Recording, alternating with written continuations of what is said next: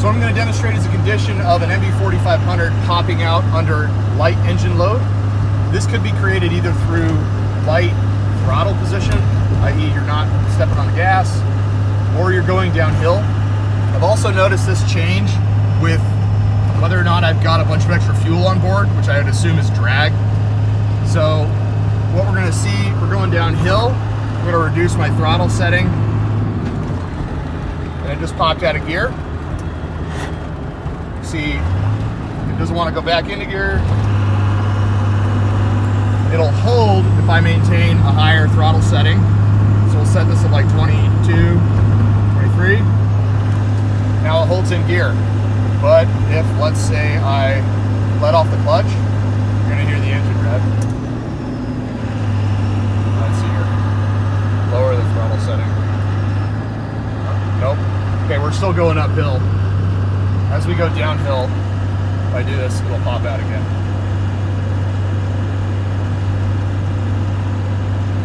Okay, going downhill. You ain't gonna do it, are you?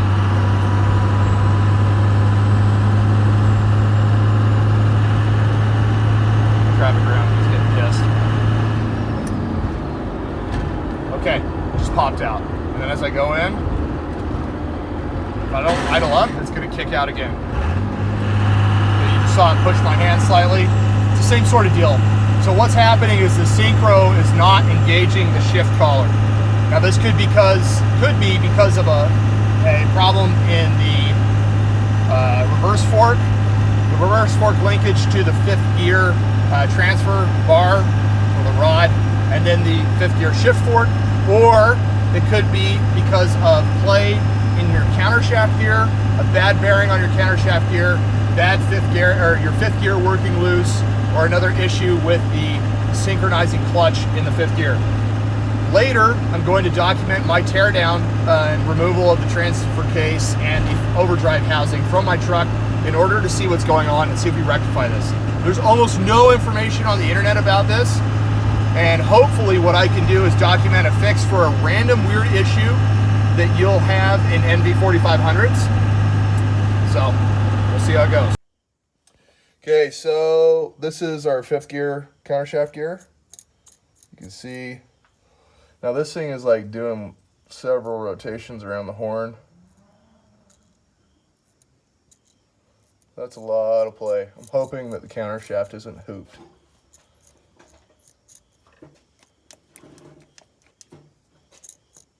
That whole assembly is just wobbling. There's the rest of this guy. That's probably not good. Okay, got the old calipers out here. Make sure that one's straight. 1.574, 735, 725. Let's see, it's hard to get this straight while I'm doing this one-handed.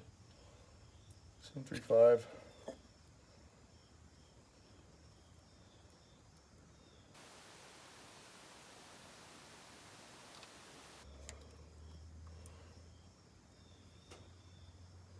don't know if I buy that, but go back here to the end of the shaft. Okay, where's our indexing pin? Well, that's not there, so it must be on. That's not good. So this is the rub. This is your clutch cone. And as you can see, it's kind of difficult to tell, but that edge is rolled over. And that edge is nice and sharp. So you go over here. Focus. Those edges are rolled. And those teeth are fucked. Okay. That clutch doesn't want to grab. This bearing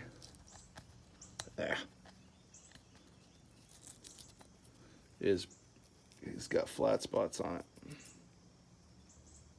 And let's see here. See if we can find a good. There you go.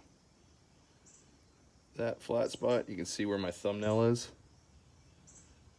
That bearing has flat spots on it. Let's see if we can... Oh shit. There we go.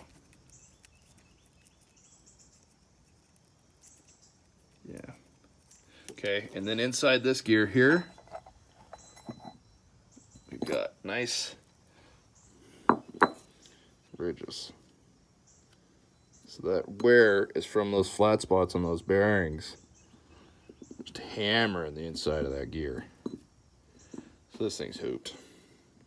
Okay, so on the counter shaft, we had some wear on the shaft as well, which you can kind of see here. I've just been attacking it with some really fine sandpaper, or crocus cloth as it's colloquially known, to even those out. A little bit of space, you know, clearance on the bearings is not great, but better than having a bunch of bumps on a shaft that are going to no doubt Brunel and damage those bearings. Okay, so I've gone and really gotten after this guy to polish it and remove any flat spots. Now, granted, I've taken material off to do that. It generally isn't good, but it's probably better than running with a super hammered shaft. And you still see a little bit of it in the light there. At least it's a lot smoother. All right, so what we have now is it finally assembled. A couple of points I wanted to point out. This doesn't have nearly the play in it that it did before. Hey, babe. The shift collar is pulled back further than it was when I originally installed it, or when I had the other components in. So it's more proud than it was before. This guy's pretty solid where it is. It's not really going anywhere. There's a little bit of play, but not a whole lot. And it leads me to believe that everything was within this assembly. So to recap, replaced fifth gear, replaced the countershaft bearing, replaced the countershaft gear, replaced both clutches and the shift collar. The fork seems to be decent, and we'll see how that goes. But the nice thing is it's not preloading it in the disengaged direction like it would have been in the old setup. So see how it goes, but I'm gonna put some RTV on this and slap it back together. All right, here's a follow-on video. Driving at 65 miles an hour, 20% throttle setting, let off the clutch, or let off the gas rather. Gear shift is at fifth and it's not going anywhere. So our replacement of essentially everything in fifth gear was a fix. Big thanks goes out to the guys at Torque King.